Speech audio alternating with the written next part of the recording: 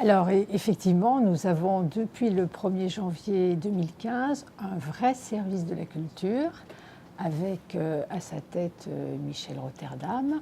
Il y a 19 agents, la grande majorité vient du département, mais ne travaillait pas dans le service culture du département. Donc c'est intéressant parce que c'est des agents qui ont un œil neuf, mais qui ont demandé ce service, donc qui sont très motivés pour construire cette politique culturelle de la métropole. Alors il est organisé de manière intéressante, ce service, puisque les agents principaux sont chacun en charge d'une des composantes de la culture, par exemple le lecteur public, l'enseignement artistique, etc., etc.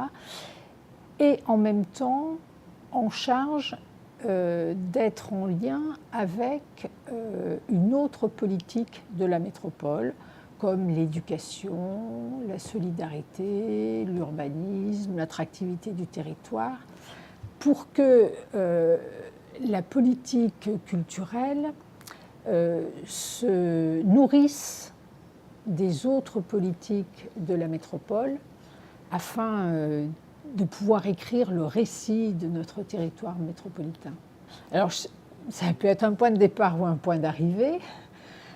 En tout cas, c'est vrai que notre territoire a une identité propre et qu'il convient d'écrire avec sa politique culturelle. La métropole, c'est la jonction des compétences du Grand Lyon et du département.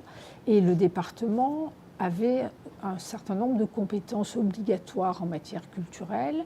Donc vous les avez citées, la lecture publique, l'enseignement artistique, les archives.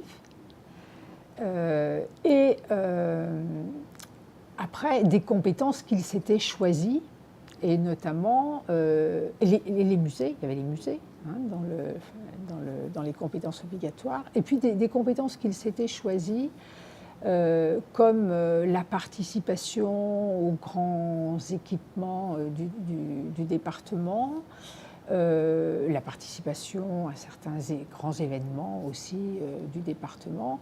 Bon, donc le département du Rhône avait été au-delà de ses compétences obligatoires, et nous, en recueillant la compétence culturelle du département, nous recueillons tous ces éléments de la politique précédente.